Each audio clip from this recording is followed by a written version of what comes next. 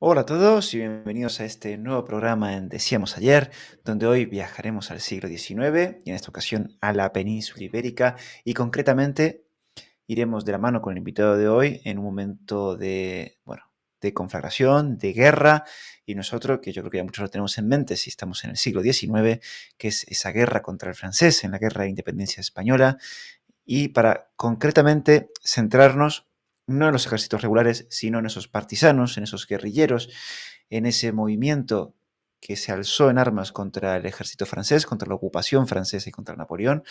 Y hoy nos centramos en los detalles de estas personas, quiénes eran, el origen, cómo se fueron moviendo, cómo se movilizaron. ¿Fue un movimiento monolítico? No, hay particularidades en las diferentes zonas donde tuvieron actividad esta guerrilla. Y bueno, ¿y cuál fue su peso al final? La pregunta final sería, ¿cuál fue su peso real en ese conflicto, en esa guerra contra el francés? ¿Y quién nos acompaña hoy? Pues un auténtico experto en la materia, que ya muchos lo conoceréis porque ya es la segunda vez que viene al canal, y nosotros que Antonio Carrasco Álvarez. ¿Qué tal, Antonio? ¿Cómo estás? Hey, buenas tardes, ¿cómo estás, Adrián? Muy bien, Antonio, y aparte con muchas ganas, porque hoy vuelves al canal, porque sale tu libro, ¿no? Con Despertaferro sobre las guerrillas, que todavía no me Correcto. llegó el mío, pero Ah, cuando llegue ya lo mostraremos, bien. pero, pero vamos, con muchas ganas de leerlo, porque si me gustó el primero que publicaste, este segundo seguro que también. Hombre, es más agradable de leer, si te soy sincero. Está más pensado también para la divulgación al público y, por tanto, digamos que sin perder rigor académico, sí que lo he aligerado un poquito para que sea más entretenido. O al menos Ujú. eso confío haber conseguido, claro. Seguro que sí. A ver, a mí el anterior me gustó y era más académico, como tú comentas, y se disfruta. Es verdad que posiblemente es más académico, pero al final entras en los detalles que te interesan, ¿no? Que es conocer más este movimiento Ujú. partisano, ¿no? La península ibérica. Y para quien no conozcáis a Antonio, que lo dudo mucho, pero bueno, por las dudas, se doctoró en Historia Contemporánea por la Universidad Complutense de Madrid en junio de 2009 con la tesis Insurgencia y Contrainsurgencia en España de 1808-1814. Ese mismo año recibió el premio Tesis Doctoral del Real Colegio de Licenciados y Doctores y en el 2013 fue galardonado con el Premio Internacional de Historia Ateneo Jovellanos por su libro dedicado a la guerrilla española, La Guerra Interminable, que es el libro del que hablaba. Tiene múltiples publicaciones y ahora, pues la última, ¿no? Está sobre la guerrilla. Y Antonio, vamos directamente en materia. Ujú. Aunque sea brevemente, vamos a ver un poquito el contexto histórico, ¿no? Y concretamente, no vamos a la Revolución Francesa, sino llega el ejército francés a la península ibérica. Dicho mal y pronto, se empantanan por aquí, ya que están, se quedan. Y más o ¿Cuál fue menos.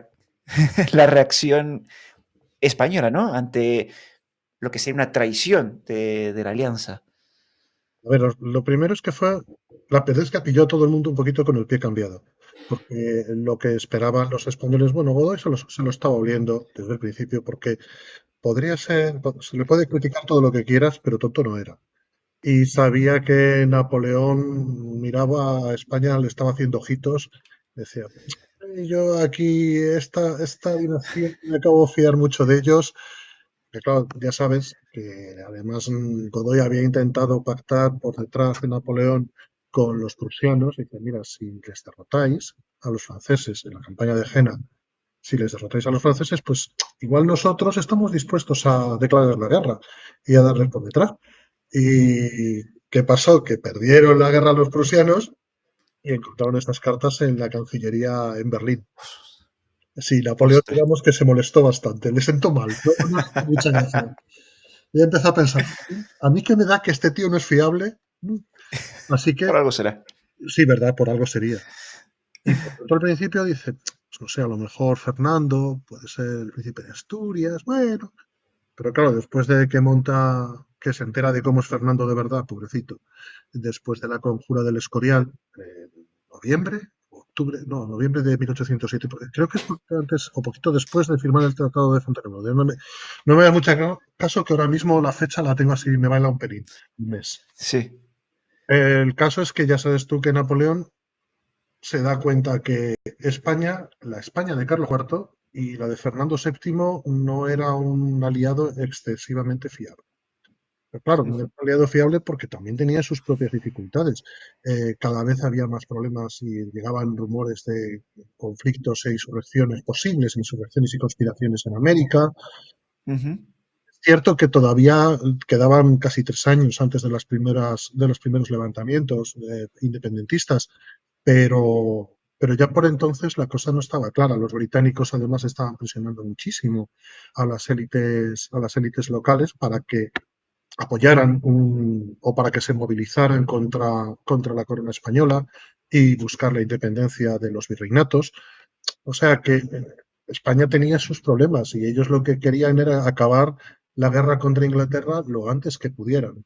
Pero eso no estaba de acuerdo con los planes del emperador, que quería cerrar a toda costa todos los puertos para realmente aplicar un bloqueo continental. Lo mismo que hace Donald Trump ahora poniendo aranceles, pues eso, pero en plan bestia. Así Sí, que, y Napoleón estaba muy dispuesto y empieza a meter tropas en la península. Al principio es con la idea de vamos a por los portugueses. sí, Me parece que nos han salido ranas, que se están poniendo responsables. Pero ya que estamos aquí y vemos cómo están las cosas, empiezan a mandar espías. ¿Dónde está el ejército español? ¿Y cuál es su estado de preparación? ¿Y y cómo están las plazas? Al principio, la población tampoco es que se entere mucho, pero ya a partir del mes de febrero, cuando de repente llegan los franceses y iba a decir con nocturnidad, pero no fue con nocturnidad, fue aprovechando una nevada, pero diciendo aquí jugamos y te conquistamos la ciudad de Pamplona, te echamos a la guarnición del castillo de Montjuic, vamos a meternos en San Sebastián. Jolines, pues yo creo que estos están empezando a buscar otras cosas. Y lo que pasaba es que además la población al principio se creía que venían a dar un golpe de Estado a favor de Godoy. Eso te digo todo. ostras, Y sí, se creía ostras. que exactamente, decían, no, no, eso es el rumor que además intentaron difundir los partidarios de Fernando.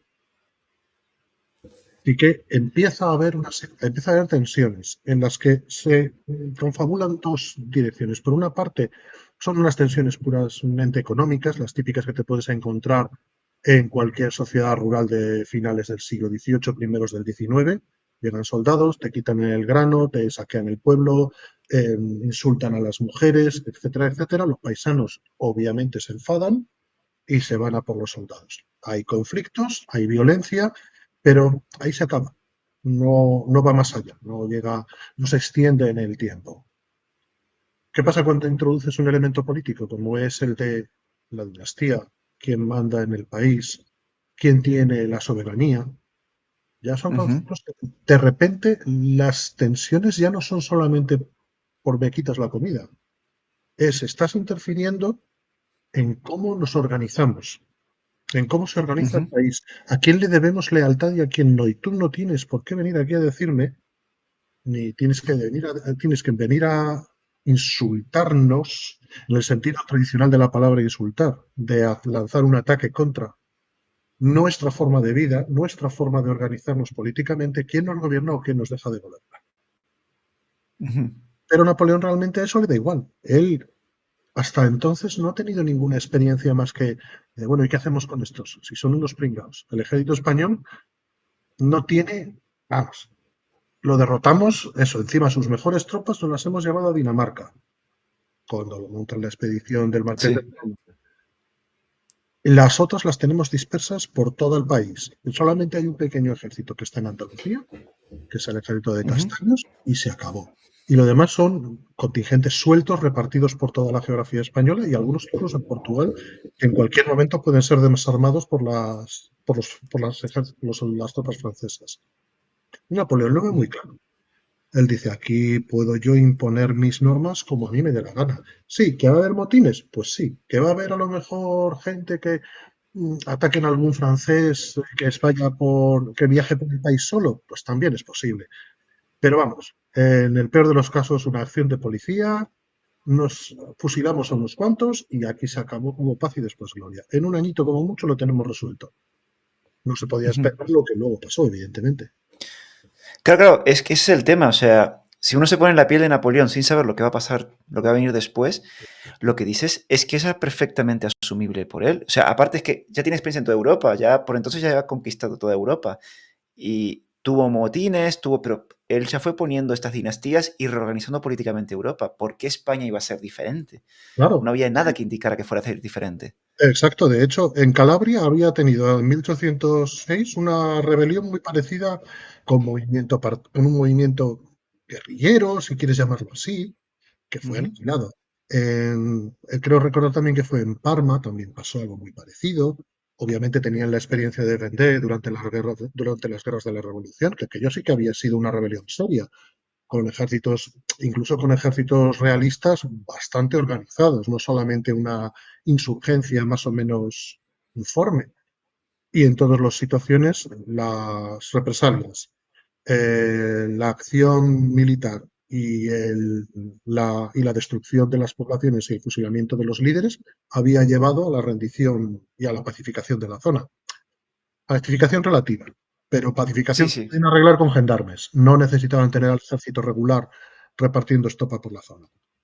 Porque Ujú. España va a ser diferente. Claro, claro, claro. Y aparte de lo que tú dices, ya viene un ejército experimentado en tratar con este tipo de levantamiento. O sea, el ejército francés tenía experiencia con esto. Exactamente, por lo menos el ejército, por lo menos a nivel de mandos. O sea, a lo mejor los Ujú. soldados, pues sí es cierto que no mandan, Sí. al principio no manda a la élite de la élite aquí a España, manda soldados regulares. O sea, son los regulares franceses y tan buenos o tan malos como pueden serlo. Hay algunas tropas mejores, otras tropas peores, evidentemente, pero no estamos hablando de soldados inexpertos. La mayoría eran veteranos. Y desde luego los mandos sí tenían mucha experiencia tanto en combatir con tropas regulares como en combatir y pacificar países. Vamos, regiones, no países, regiones, pero en España eso no lo consiguen. Y ahí es porque pasa algo que Napoleón nos espera. Primero, que los españoles son capaces de consolidar una resistencia que es, ¿cómo llamarla?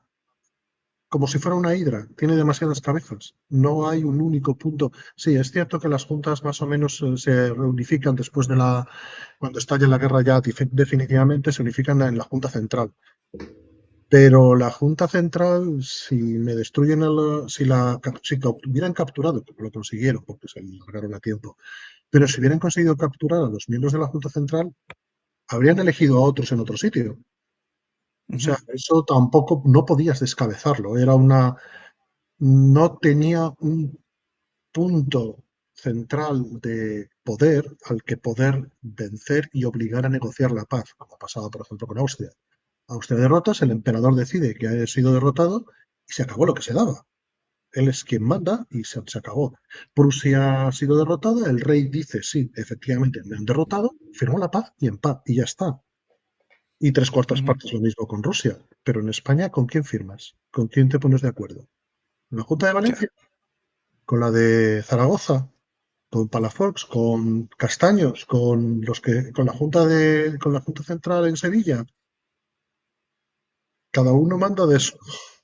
O sea, es un poco. Claro. Y aunque firmara con la Junta Central, posiblemente todas estas partidas partisanas, guerrilleras, dicen que paz, no, yo no firmo paz, yo sigo con la guerra, a pesar de que la Junta Central hubiese firmado. A ver, ahí Entiendo. es un poco más complicado, porque realmente las partidas tenemos que tenerlo en cuenta por las fechas. Aquí sí que son importantes. Sí. Tenemos un primer periodo, más o menos, que es es en el verano de 1808. ¿Vale? Ahí lo que tenemos son lo que hay un autor australiano que, refiriéndose a la guerra de Afganistán, pero que lo describe muy bien, que los llama guerrilleros accidentales. Es Ujú. es un tipo de insurgencia que no está tan consolidada, no está tan organizada como la que aparecería más tarde.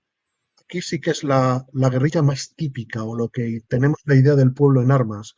Son reuniones ocasionales de paisanos o normalmente dirigidas por algún líder carismático, un líder local, que toma la decisión de hacer una operación, bueno, una operación, es que tampoco hay que llamarla una operación, que se embosca para fastidiar a los franceses. Pues, por ejemplo, no sé si lo conté la última vez, el boticario de Carabanchel, que se embosca junto con otros cuatro en el camino de los Carabancheles y capturan a un coche lleno de collera. El coche de collera era un coche de caballos, un vehículo, Ujú. ¿vale? en el que iban 4 franceses, uno de ellos un chaval de 14 años, y los otros tres que eran civiles franceses y uno que era un antiguo guardia de corps del español del rey Carlos IV. A los postillones españoles les perdonan la vida. Al guardia de corps también, porque había llevado 40 años sirviendo al rey de España, pero a los otros cuatro los matan a todos. Ujú. También luego emboscan a un correo, le roban la valija y cuando acaba el día, cada uno se vuelve a su casa, se llevan la valija, dos de ellos se van con la valija a Sevilla para entregársela a la Junta Central.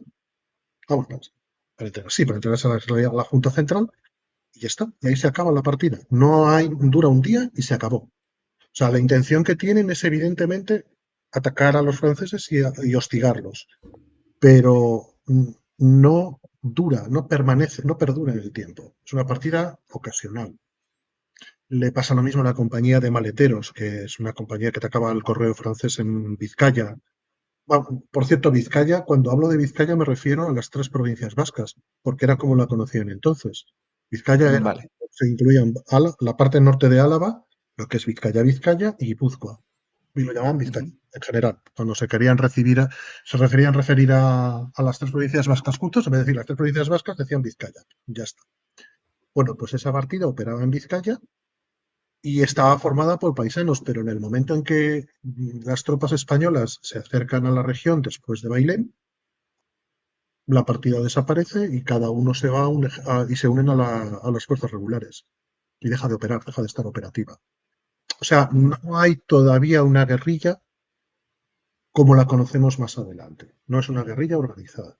Esa aparece a partir de finales de 1808 y principios de 1809. Una vez se aprueba precisamente el reglamento de partidas y guerrillas de 28 de diciembre de 1808, que es una cosa que muchos historiadores han considerado que es, bueno, irrelevante, y a mí, sin embargo, me parece uno de los elementos más fundamentales de todo el conflicto, porque es dar a lo que no eran más que actos espontáneos de resistencia, les da una organización, les da un orden y les da un sistema de guerra. Les dice, mira, si queréis combatir hay que hacerlo de esta manera. Estas son las reglas. Y además es que se reparte por todo el país. No es que se quede, pues decía, no, David igual no tuvo mucha influencia. No, claro que la tuvo muchísima. De hecho, tanta que puedes encontrar a lo largo de los años hasta la ley vamos, el reglamento de julio de 1812, hasta ese momento que cuando cambia, en el que todavía muchas partidas se reconocen a sí mismas cumpliendo el reglamento de 28 de diciembre, que a lo mejor Ostras. más formal, más formal que real, pero ahí está. Ellos lo Sí, sí, utilizan sí. para regularse. Claro, y aparte, ellos mismos al utilizarlo, por lo menos quieren tener la apariencia de formal, si no, nosotros tenemos estas reglas y las respetamos. Aunque sea, como tú Exactamente. dices, en apariencia. Exactamente. Y esa en apariencia es importante porque las formas, como todos bien sabemos, no solamente las formas en historia son importantes y en política más todavía. No basta Ujú. con decir eso, es que podían justificar que luego los franceses obviamente decían, mira, este pasaporte que te han dado, entiendo que tú eres un guerrillero, pues mira, como que no, ¿sabes? Te vamos a fusilar y ya está, porque en realidad no eres más que un tío que ha cogido un rifle un fusil y le ha pegado un tiro a uno de mis soldados. Así que te ahorcamos o te fusilamos, depende de cómo nos dé el día, porque esa era otra. Ujú. Que los franceses tenían como método normal de tratar con este tipo de cosas, la forma habitual era el ahorcamiento, el fusilamiento o un juicio sumarísimo, si es que se lo hacían, y se acabó. Ujú. No Sí, sí, tenían. sí.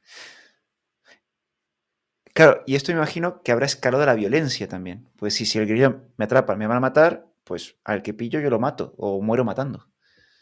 Sí y no. También ten en cuenta que era una violencia oficial. O sea, Ujú. el propio gobierno español, el gobierno patriota, mejor dicho, no el gobierno español, porque luego tenemos el gobierno josefino, o que también eran españoles, eso es otra historia. Ujú. Los gobiernos patriotas lo que hacen no es que autoricen, es que dan la orden de aplicar represalias allí donde los franceses hayan. ejercido previamente represalias o hayan incendiado un pueblo o ejecutado a un alcalde, lo que sea.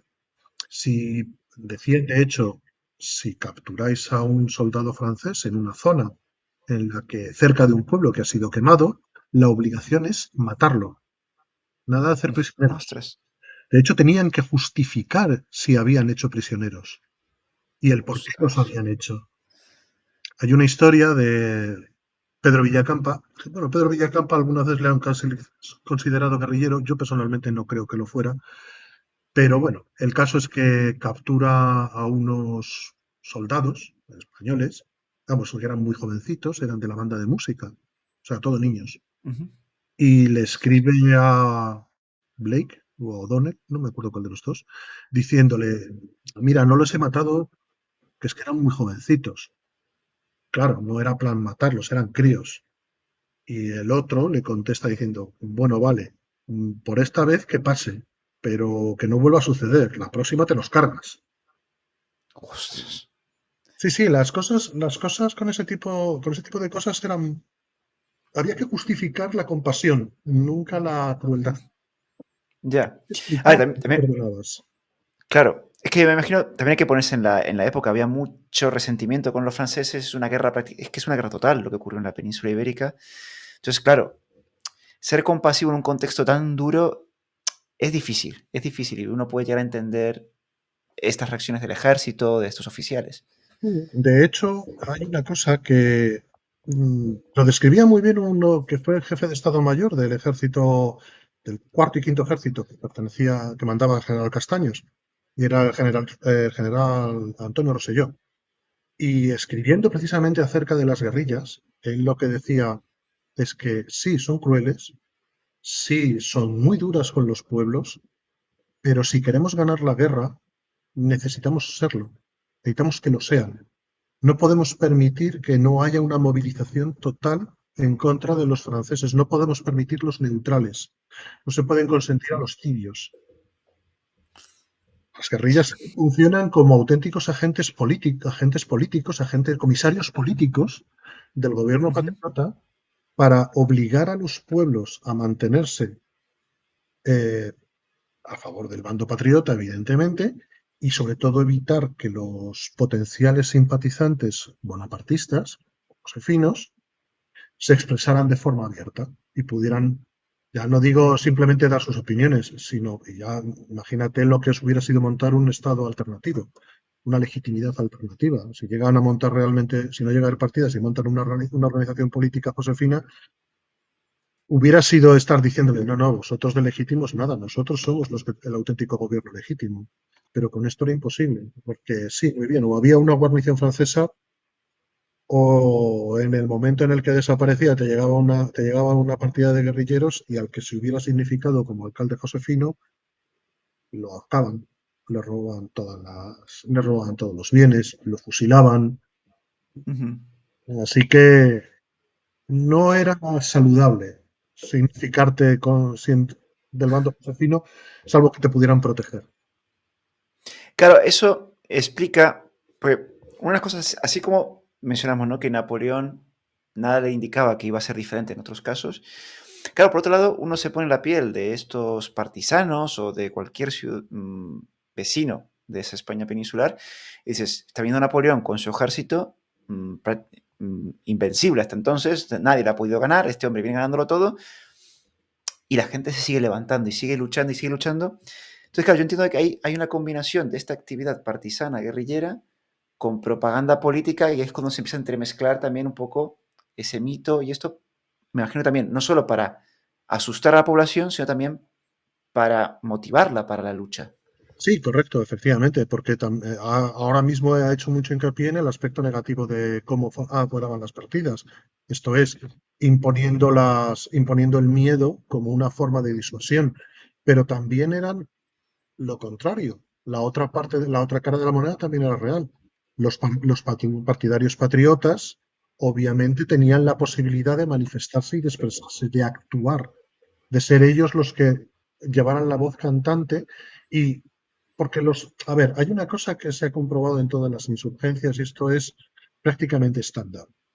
Eh, la gente que está realmente movilizado, el porcentaje de población realmente movilizado y que apoya a uno u otro bando es muy pequeño o relativamente pequeño. Pues a lo mejor entre un 2 y un 5% de la población apoya a un bando y un 2 a un 5% de la población apoya al otro. El resto se procuran mantener neutrales, independientemente de sus simpatías. Ujú. ¿Qué es lo que sucede? ¿Cuál es el corolario de ello? Quien es capaz de ejercer el monopolio sobre la violencia en una región determinada, esto es, quien aparece como la amenaza mayor, provoca que los partidarios de un bando, los partidarios más abiertos de un bando, se inhiban, mientras que los del propio bando destaquen. Y los neutrales, ahí sí que toman una decisión estratégica, apoyan al bando fuerte en cada momento. Claro. Esto es lo que procede con España, en España con las partidas, en las zonas donde hay una fuerte actividad partisana, y habría que hacer una excepción con respecto a un tipo de guerrilla que luego comentaré. Pero en aquellas zonas en las que había una fuerte actividad partisana, para los para los partidarios, para los patriotas, eh, era más fácil, mejor dicho, porque también tenían que hacer frente a represalias francesas, cuidado, no Ujú. nos olvidemos. Pero los franceses no podían estar en todas partes al mismo tiempo, no tenían gente. Meten mucha gente aquí, es cierto, pero no podían ocupar todo el país al mismo tiempo en el mismo momento. Y eso pasa ahora que tienen toda la tecnología que tienen a su alcance. Imagínate cuando iban a pie y a caballo. O sea, Claro. no podían controlar, es donde tenían guarniciones importantes, a 1 o 2 días de que podían mandar una columna, o si podían patrullar en el momento en que estaban patrullando. El resto del tiempo, pues no, evidentemente. Entonces, claro, eso hacía que los partidarios del bando patriota les resultara mucho más fácil el poder estar activos políticamente y controlar la región y obligar a los partidarios josefinos a huir o a callarse, o a cerrar la boca y no hacer nada más. Ujú. Y Claro, el esto, miedo y sí, sí. No, no, exacto, era por una parte el incentivo y por otra parte el miedo. Ambas cosas funcionaban. Sí, sí, aparte esto me recuerda a la anterior entrevista que estuvimos charlando, que al final creo que lo resumiste muy bien, que los franceses lo que controlaban de España era la tierra que pisaban y ya está. Sí, eso lo decía Roca, lo decía un oficial francés del segundo de Húsares que estuvo destinado en España. Y la verdad es que es así. Controlaban el territorio en el que podían estar. Una vez se marchaban, el control pasaba al bando patriota. Mm, Ujú. Porque en el momento, lógicamente, pasaba al bando que tenía la capacidad de imponer la violencia en un momento dado.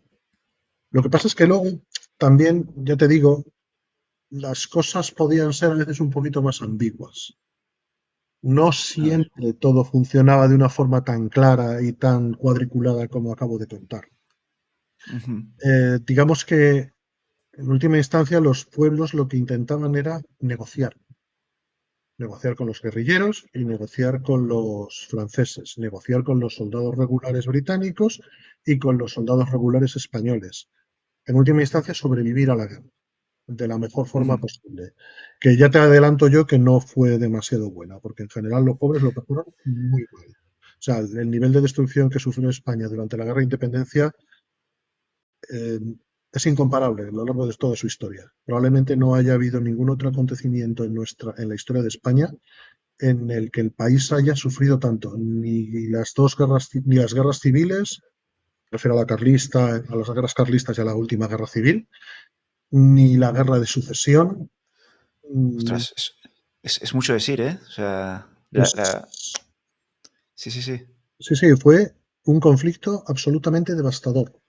¿Sabes? Que tú piensas que fueron casi 6 años, 5 años largos, muy largos, de constante movimiento de tropas en un país que ya de por sí le costaba tener las cosechas suficientes para abastecer a la propia población. Si Ujú. ves esas cosechas destruidas, el grano confiscado por unos y por otros, los mozos que tienen que recogerlas, reclutados para los ejércitos, Por eso las partidas además eran más interesantes. Después de todo no se iban demasiado lejos. En un momento dado siempre le podían echar una mano en la cosecha si les pillaba cerca. Mm, Todo eso junto, más la destrucción de pueblos, el incendio. Tú piensas que había algunas ciudades, Arenas de San Pedro, en Arenas de San Pedro queman 300 casas. Arenas de San Pedro en Ostras. 1809, pues cuando se produce el incendio, pueblecito, era un pueblo, no era una ciudad enorme, y queman 300 casas en el saqueo. Ostras. Y No cuando, queda nada, prácticamente. claro, y Sí, cuando sí. te digo Arenas de San Pedro es eh, Tarragona, San Sebastián al final de la guerra. Eso lo hacen los ingleses, que son unos animales de bellota y queman en los 2 tercios de la ciudad. Las 2 terceras partes de San Sebastián quedan abrasadas quedan destruidas por el incendio posterior al asalto de los británicos el 31 de agosto de 1813. Sí, Tarragona sí, sí. queda abrasada. Podría, Castrudiales, podría citarte pueblos y pueblos y pueblos y pueblos. Además, que encima las represalias, de forma estándar, era: ¿qué hacemos con este pueblo que ha apoyado a los partisanos o sospechamos que ha apoyado a los partisanos? Lo quemamos. Le robamos el grano, pero le robamos todo el grano, le confiscamos el grano, incluso el que utilizan para la siembra del año siguiente. Con lo cual la cosecha se va vamos, tan al cuerno que no hay cosecha. Sí, sí, sí, sí. Y la gente se moría de hambre. O Claro, sea, y aparte, si el pueblo hubiese negociado con los franceses y se entraban los partisanos o los patriotas, prácticamente lo mismo. Vienen y no, no sé si te queman el pueblo, pero el alcalde, la, desde la- luego, habría... terminaba bailando una jota colgado de un árbol. Eso te lo Sí, garantizo. sí, sí, sí. Por Mm, eso, por eso. En cuanto desaparecían los franceses, se tenía que marchar porque tenía que huir con ellos, porque si no, lo más probable es que terminara ejecutado por los partisanos. Lo que pasa es que los partisanos tenían una ventaja respecto a los soldados regulares, y es que general, en general había, o por lo menos había muchos que eran gente de la zona. Entonces tú no vas a quemar la casa de tu padre, de tu tío, de tu hermano, de tu cuñado, Ujú. ¿sabes? Eso es verdad. Tampoco vas a hacer eso. Entonces sí que es cierto que aplicaban represalias, pero eran represalias más dirigidas. Estaban mejor organizadas, por decirlo así. Iban a por el individuo que querían. No eran como las represalias que podía aplicar el ejército francés, que es: ¿a mí qué me cuentas? Yo arraso todo esto porque sois uno. A mí me da igual que tú fueras pro Josefino. El pueblo ha apoyado a esta guerrilla, que lo sabemos. Así que todos vais a pagar por ello. Y si tenéis suerte, Claro. no os quemamos nada. Simplemente os quitamos las ovejas. Ujú. Sí, sí, sí, sí. Así que para España la guerra de independencia fue absolutamente desastrosa. Fue Sí, sí, absolutamente sí. desastrosa. Sí, sí, Un, sí, sí, sí. un acontecimiento realmente horrible en ese sentido. Ujú. Y claro, ahora que viene esta pregunta, ¿no? Que ya lo mencionabas y ya has dado parte de la respuesta, entiendo, ¿no? Porque a veces este otro gobierno alternativo, el gobierno josefino, ¿no? De José I, Ujú.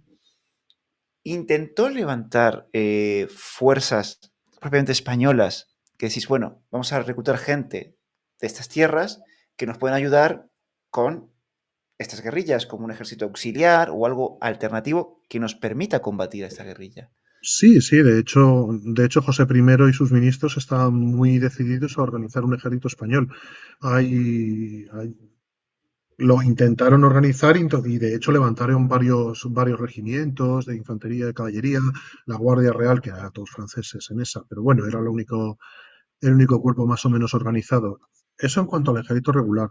Lo que pasa es que ni Napoleón ni los mariscales franceses en España eran demasiado amigos del tema, porque, a ver, mm, Napoleón no quería darle demasiado poder a su hermano temporalmente, de momento, porque yo creo que ya para entonces, cuando ocupa, a lo mejor no en 1808 exactamente, puede que sí, pero después de la campaña de 1809, de finales de 1800 o 1809, yo creo que él ya está bastante decidido a quedarse con trocitos de España. A lo mejor no entera, entera, entera, pero que le tenía echado el ojo a Cataluña y a las provincias del norte del Ebro, casi seguro. Y una cosa que muchas veces no nos damos cuenta, pero Napoleón es muy probable que estuviera muy empeñado en recuperar el imperio o recrear el imperio de Carlos Magno. y eso Ujú. ha incluido una marca hispánica, aparte de las conquistas en el Rin. Y pues, si te fijas en todas las conquistas que hace, es casi como si estuviera intentando recrear el Emular, imperio ¿no? carolingio. O sea Sí, que sí. no es muy partidario de que haya un ejército español, porque claro, después de todo, si su hermano tiene... No, no es que José fuera jamás a enfrentarse a Napoleón de forma directa, obviamente, pero digamos que le hubiera dado cartas para negociar. Y Napoleón no quería que José tuviera cartas para negociar. Prefería que, además que también decía, si es que estos, si no van a servir para nada, ¿para qué los vas a organizar? Entonces, buscan otras alternativas. Y la primera de ellas es pues, crear unidades de defensa local, que lo que hagan precisamente sean útiles para proteger a los pueblos y eviten que las partidas puedan actuar, lo que contaba al principio. Si tenemos una guardia, lo llaman las guardias cívicas. Bueno, están las guardias cívicas y luego otros tipos de unidades un poquito más móviles. Una guardia cívica básicamente es casi como el antecedente. No, es que llamarle antecedente de la Guardia Civil puede dar lugar a confusiones. No son el antecedente de la Guardia Civil, para nada. Solamente se parecen en el nombre. Lo que son es una milicia local.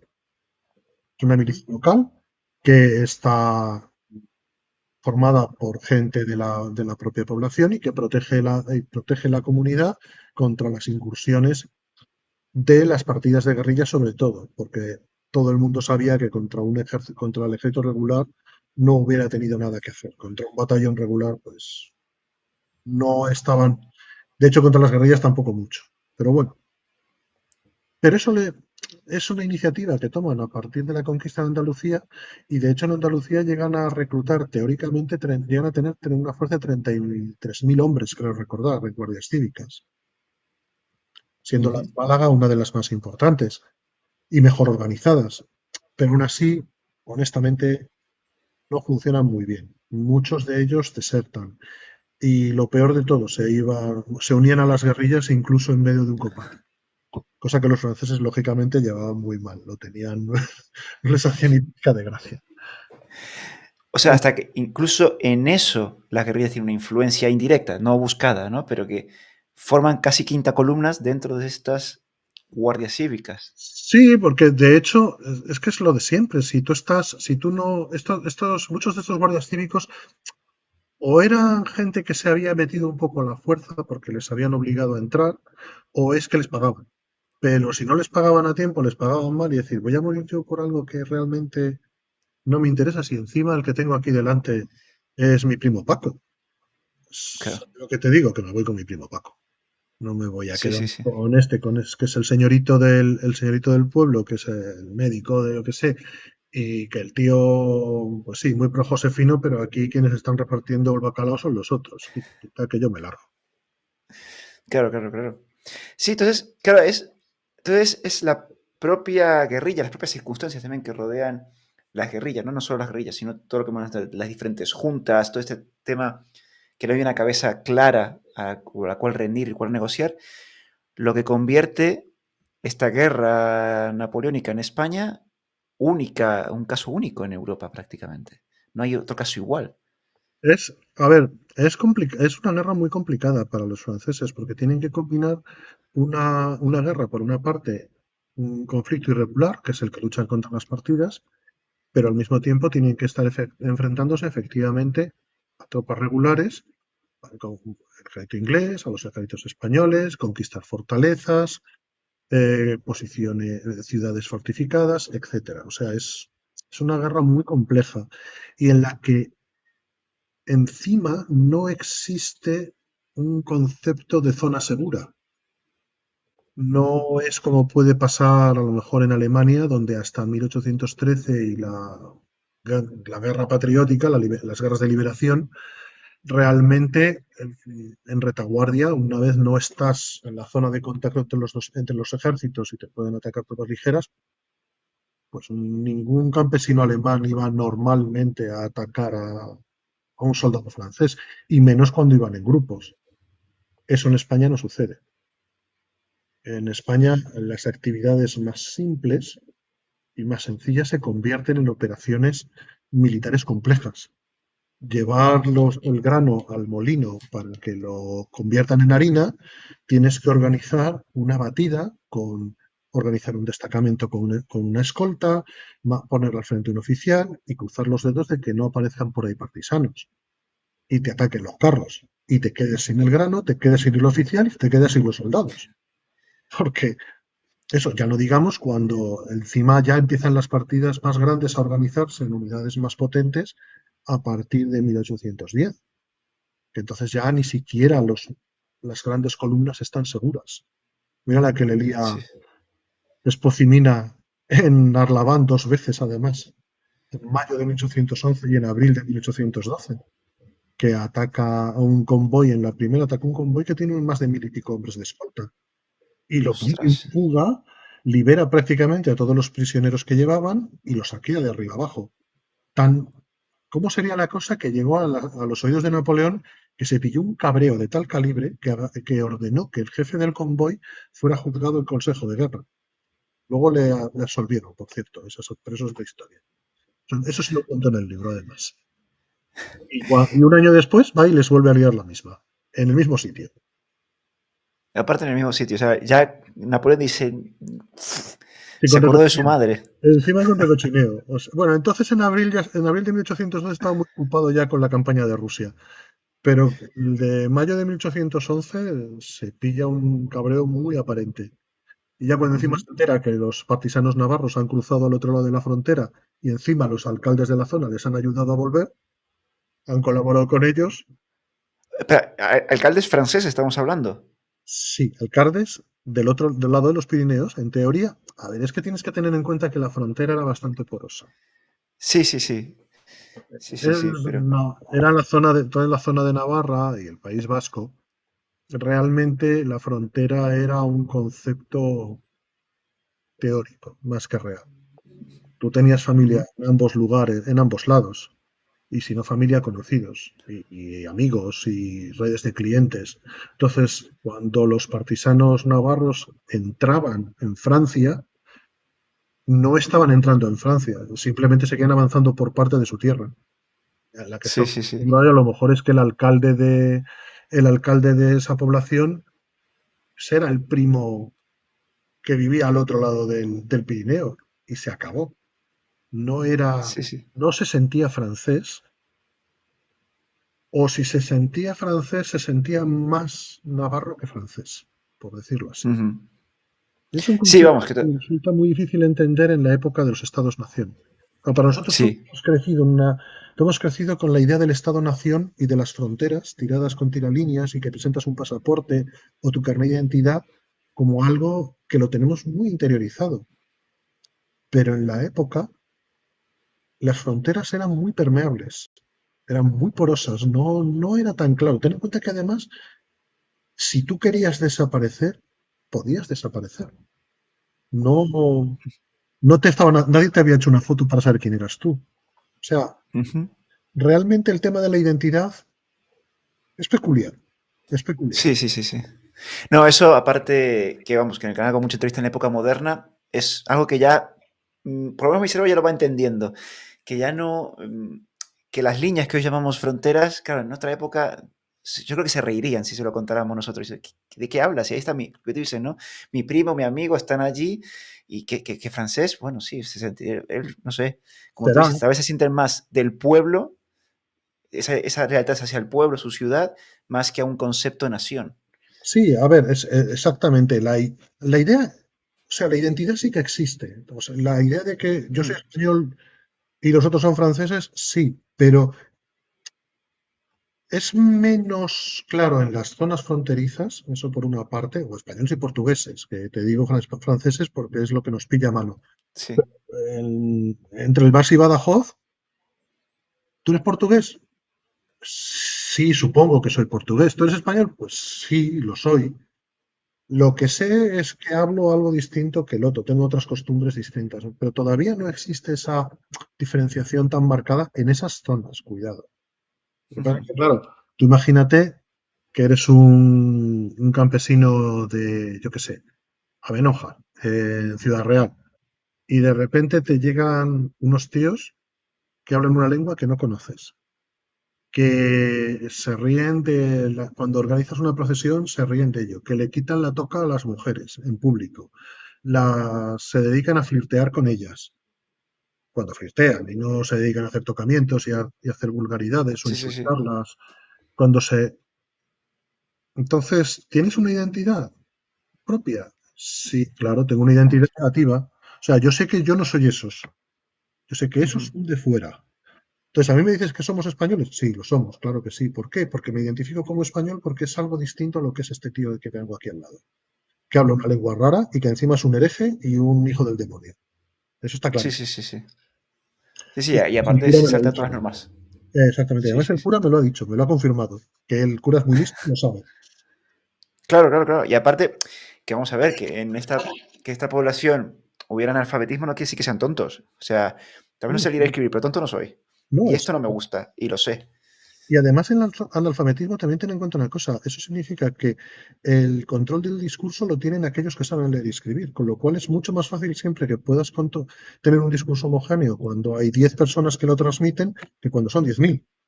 Tú fíjate en la Sí, jaula de grillos que es Twitter. Twitter es una jaula de grillos porque somos millones de personas hablando al mismo tiempo. Pero si solamente hubiera tres que pudieran realmente llevar el discurso, sería muy fácil tener un discurso homogéneo, si te eso es fijas. verdad. Ujú. Sí, Y sí, eso sí, es lo sí. que sucedía en la época de la Guerra de Independencia. Aquellos que tenían la capacidad de leer y escribir, cuidado, en las grandes ciudades no era tan exagerado, ¿eh? En Madrid por lo menos la cosa, había más gente que sabía leer que, por lo menos entre los hombres, que lo que normalmente se piensa. Pero sí, la mayor parte del país, efectivamente, el analfabetismo era muy, muy grande. Pero también restringía muchísimo el número de personas que distribuían la información. ¿Y quiénes eran? Pues Ujú. normalmente las élites locales, el alcalde ordinario, el cura, el médico de la población, el farmacéutico, si es que lo había, el señor, el propietario local, los propietarios locales, Ujú.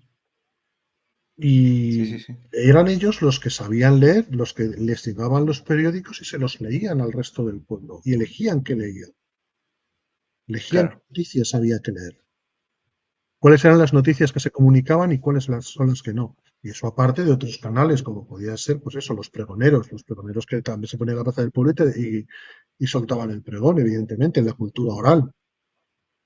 Ujú. Pero todas esas cosas significaba que era muy fácil consolidar un determinado discurso. Y ahí es donde es Ujú. muy importante, el quién era capaz de controlar la zona. Y por tanto, quién era capaz de controlar aquellas personas que producían y transmitían la información. Y en ese sentido, Ujú. las partidas de guerrilla son vitales a la hora de mantener el ideal de la causa patriota en los territorios ocupados, evidentemente. Ujú. Claro, lo que hablábamos antes, ¿no? De ese Eso. miedo y al mismo tiempo motivación. O sea, las dos, digamos, los dos pilares. Exactamente, exactamente. Ujú.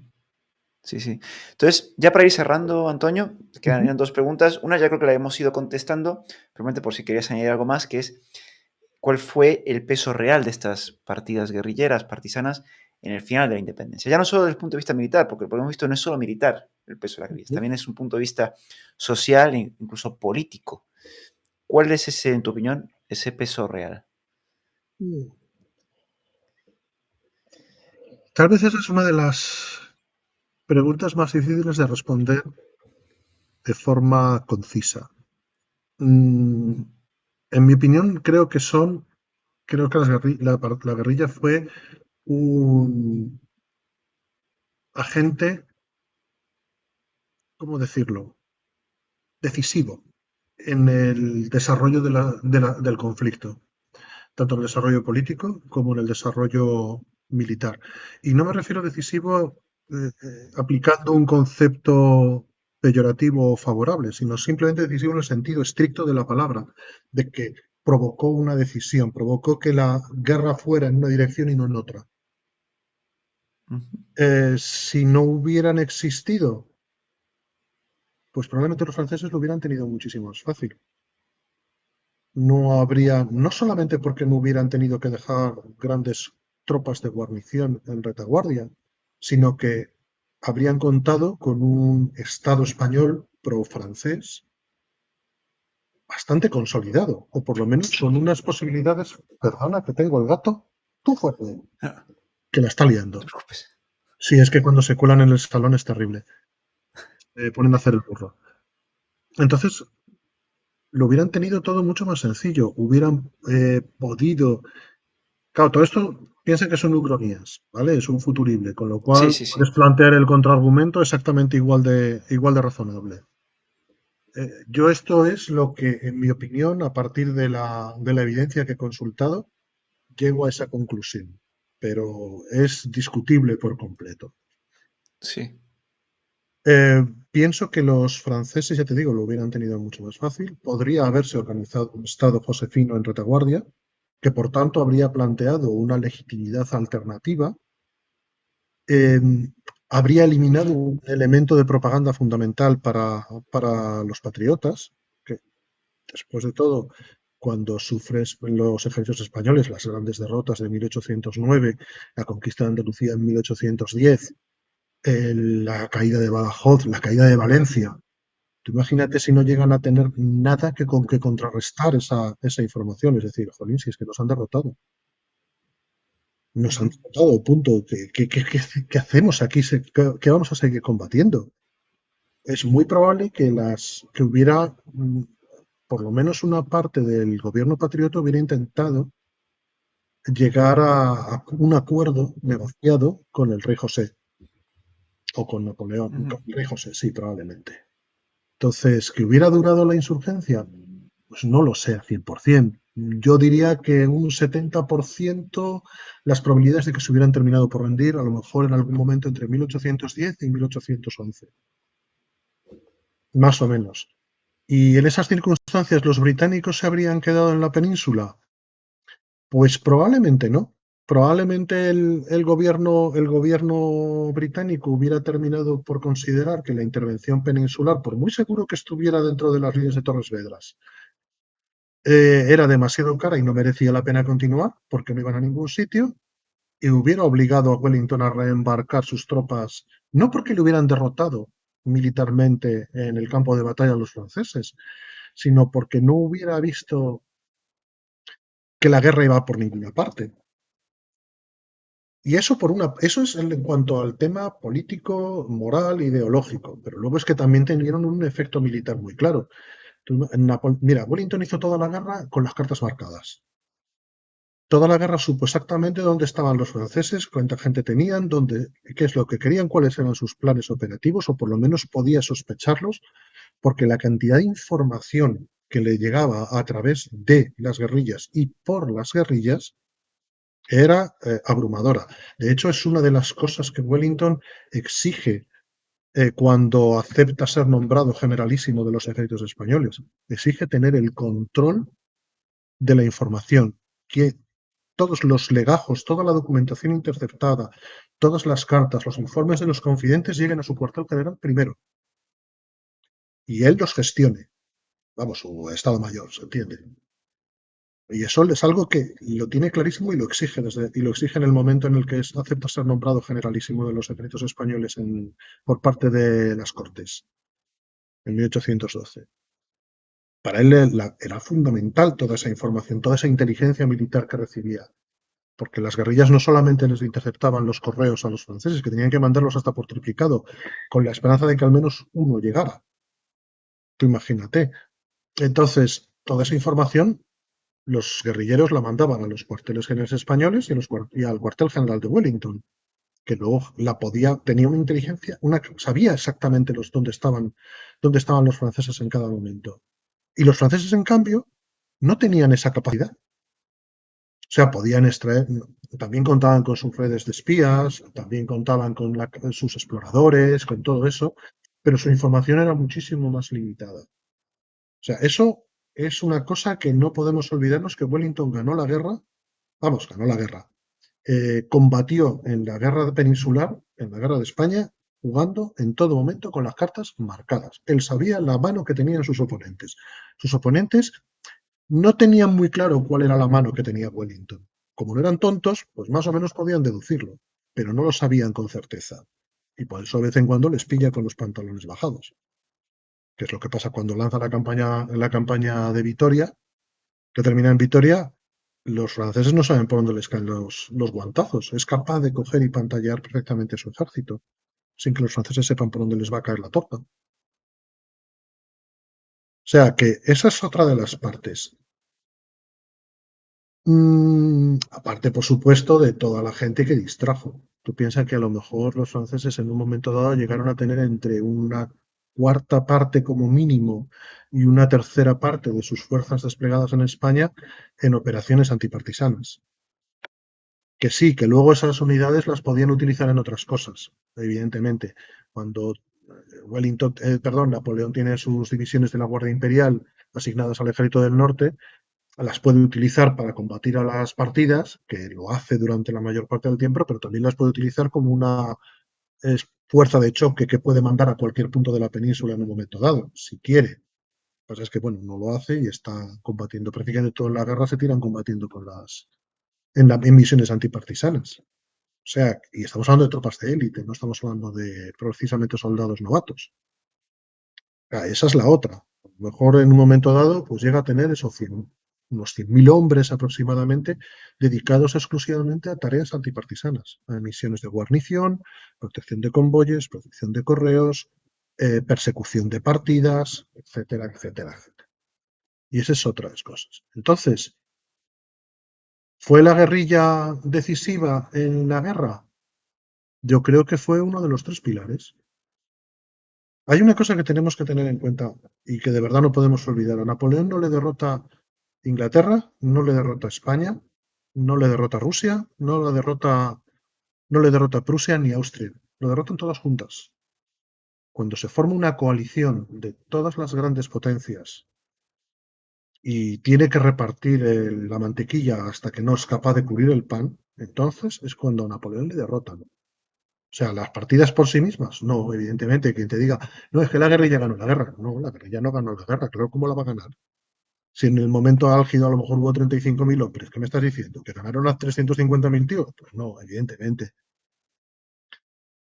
Pero es que tampoco la ha ganado el duque de Wellington, ni tampoco la ganó el general Castaños, o Freire, o Blake, o quien fuera. Ni la ganó Kutuzov. La ganaron todos juntos, que es cuando.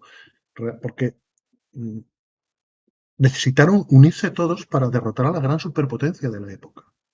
Y en el caso concreto de la península, es decir, si solamente nos centramos en España, la guerra la victoria final se asentó sobre tres pilares: el ejército regular español, el ejército regular anglo-portugués y la guerrilla española. Esos tres pilares fueron los que ganaron la guerra. Quitas uno y a lo mejor no hubieran ganado. Si eliminas los españoles y las partidas, el ejército regular español y las partidas por sí solos, pues probablemente no. Una guerrilla española y un ejército regular inglés, quitas a los regulares españoles, pues tampoco. Eran ciento y pico mil tíos que estaban ahí metiendo el dedo en el ojo. Que a lo mejor no eran tropas extraordinarias, pero ahí estaban. ¿Quitas a los británicos? Pues tampoco, entre otras cosas porque no habría el dinero para pagar las tropas, ni la munición, ni los uniformes, que esa es otra. Entonces, a Napoleón le ganan entre todos. Y como dice el viejo refrán, pues eso, entre todos le mataron y ella sola se murió. O sea, no hubo una sola cosa. No te oigo, Adrián, por cierto. No, yo no te oigo. ¿Ahora me escuchas? Ahora sí te escucho, ahora sí te escucho. Sí.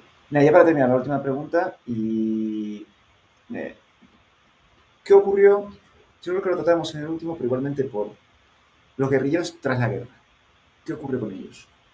Los guerrilleros tras la guerra, pues hubo de todo.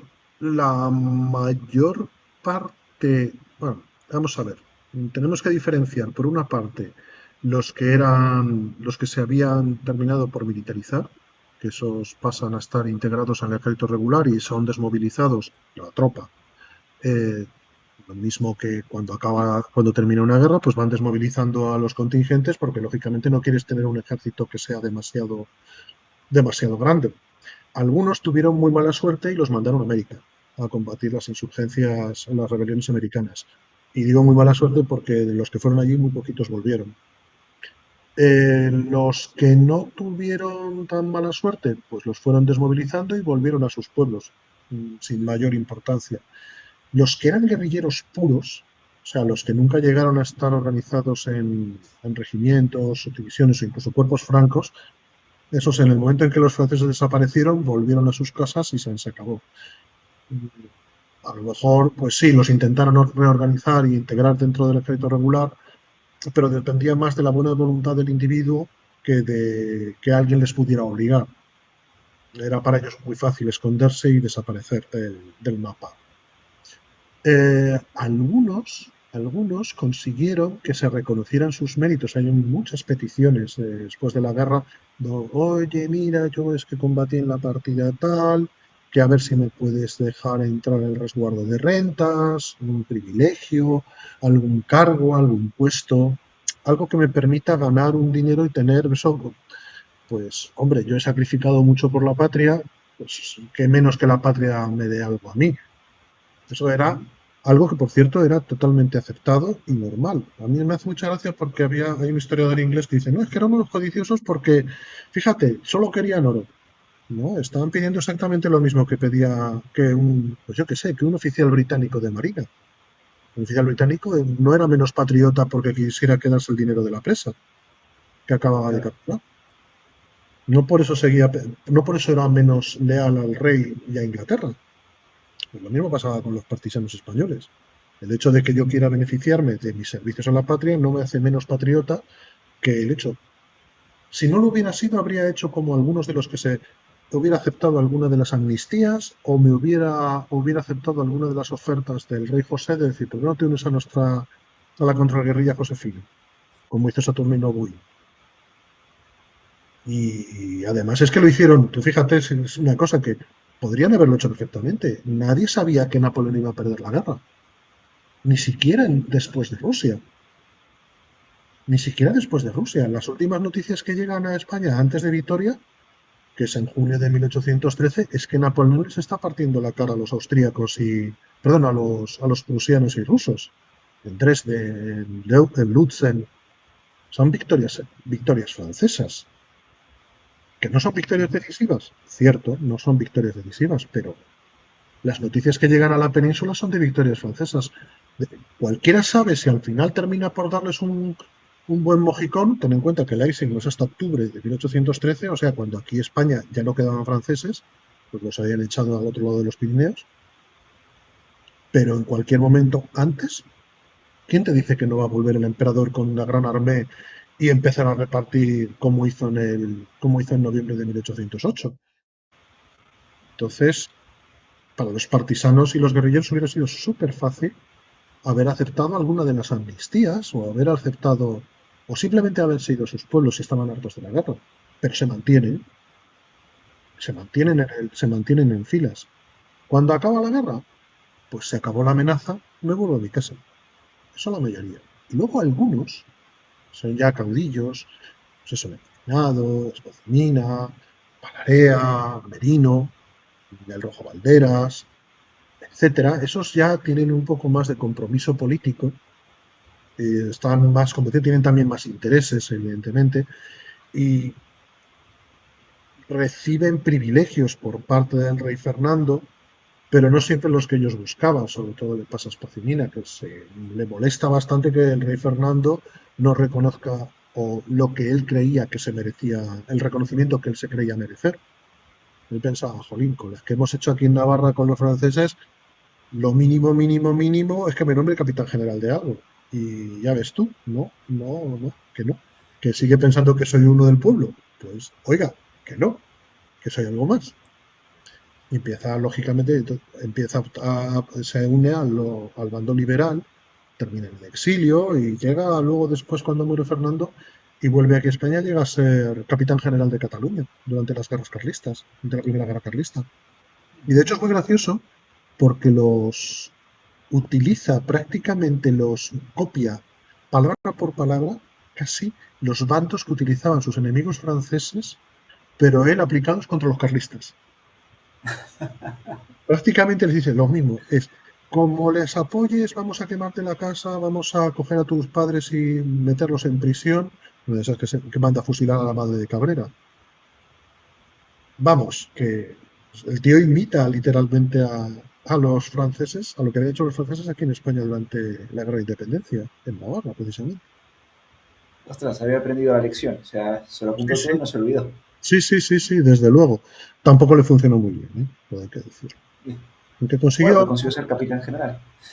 Sí, sí, pero bueno, los carlistas, Cabrera era mucho Cabrera, hizo falta bastante más y Sí, sí, además sí. le terminaron por destituir, pues decían, este es demasiado bruto, se está cargando demasiada gente, es demasiado salvaje y la guerra está siendo muy dura. Y como eso lo cogieron, lo arrinconaron y el pueblo se murió, así que ya no llegó a ver el final de la guerra. Pero vamos, algunos se beneficiaron, poquitos, y la mayoría lo que hizo fue volver a sus quehaceres de antes.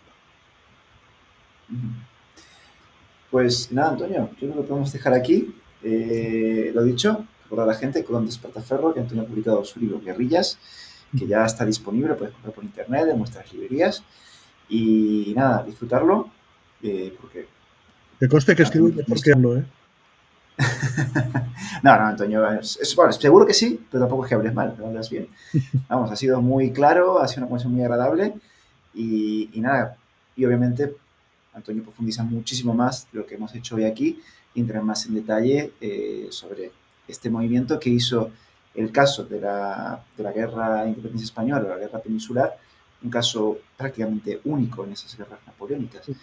Y que bueno, que estoy de acuerdo contigo que todos los pies son necesarios, pero por barrer un poco para casa, esta pequeña piedra en el zapato de Napoleón, digamos que le molestó bastante. Hay Sí, que... eso sin lugar a dudas. Desde luego, molestarle le molestó mucho. Le hizo la guerra mucho más complicada. Eso te lo Sí, aseguro. sí, sí, sí, vamos, que se acordó de los españoles y la madre de los españoles durante muchos años. Sí, la verdad es que sí. No dice, menudo avispero me he metido. ¿A quién me mandaría meterme a mí aquí? Sí, sí, sí, sí, sí. Pues nada, Antonio, lo he dicho, muchísimas gracias, mucha suerte con tu libro Muchas y nada, gracias. seguramente seguiremos en contacto y vuelvas por aquí para seguir charlando. Muy Así bien, que nada, Adrián. Genial. Oye, muchas muchas gracias gracias. por tenerme aquí. Venga, un abrazo. Adiós. Hasta luego.